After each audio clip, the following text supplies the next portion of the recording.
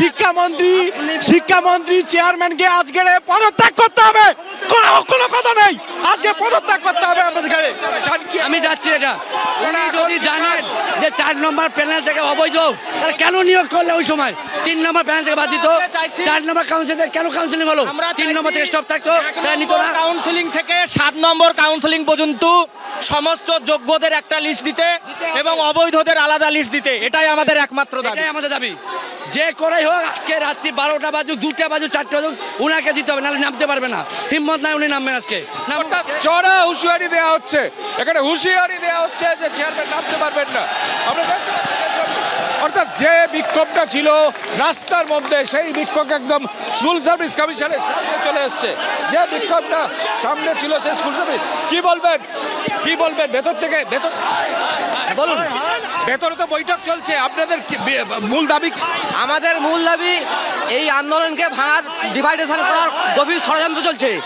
এখন শুনলাম যেটা ফার্স্ট থেকে থার্ড কাউন্সিলিং অবধি, ফার্স্ট থেকে থার্ড কাউন্সিলিং প্যানেল প্রকাশ করবে, আবার সেখানে আনটেন্ডার সার্টিফাই করবে না।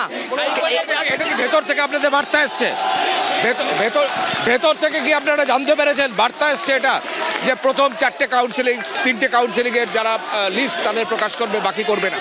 এটা সম্পূর্ণ অন্যায়। দেবাংশু বসাকের জাজমেন্ট অনুযায়ী 19/12/2019 হচ্ছে প্যানেল এক্সপায়ারি ডেট। তার আগে যে কাউন্সিলিংগুলো হয়েছে সবগুলো বৈধ এবং প্রত্যেকের নাম বৈধভাবেই আমাদের পাবলিশ করতে হবে, প্রত্যেকে আনটেন্টেড। এটা সম্পূর্ণভাবে ষড়যন্ত্র করছে। আমি ছবি দেখাতে বলবো, আমি ছবি দেখাতে বলবো, একটু আমাদের ক্যামেরা পার্সনকে ছবি দেখাতে বলবো। যে আন্দোলন ছিল রাস্তায়, একদম স্কুল সার্ভিস কমিশনের দোরগোড়ায় উঠে এসছে, যে স্কুল সার্ভিস কমিশনের দোরগোড়ায় চলে এসছে। আমি আসবো এসএসসি হায় হায়, এই দাবি উঠছে। তারা কি বলছেন, আপনারা কি বলবেন আজকের এই কি বলবেন? শুধুই ধিক্কার জানাচ্ছি, আমাদের আনটেন্ডেড সার্টিফিকেট দিতেই হবে, আনটেন্ডেড সার্টিফিকেট দিতেই হবে, আনটেন্ডেডদের সার্টিফাই করতেই হবে।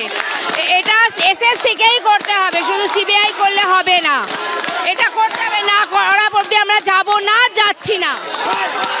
এতদিন শুনছিলাম যোগ্য অযোগ্য, একদল যোগ্য যারা মেধায় পেয়েছে চাকরি, আরেকদল অযোগ্য যারা টাকায় পেয়েছে চাকরি। আজ হঠাৎ নতুন চালাকি, যে কাউন্সিলিং এর প্রশ্ন আসছে, যে কাউন্সিলিং ফোর্থ কাউন্সিলিং এর পর থেকে সব তো কাউন্সিলিং, যদি ফোর্থ কাউন্সিলিং এর পর থেকে যদি সবাই অযোগ্য হয়, তাহলে কে সেই অযোগ্যতা নিয়োগ করেছেন? আর সুপ্রিম কোর্টে যখন এতদিন যোগ্য অযোগ্যদের লিস্ট চেয়েছিল, তখন তো আপনি কেন 6000 জনের নাম বলেছেন? আজকে সবাইকে চালাকি করে বোকা বানাচ্ছেন।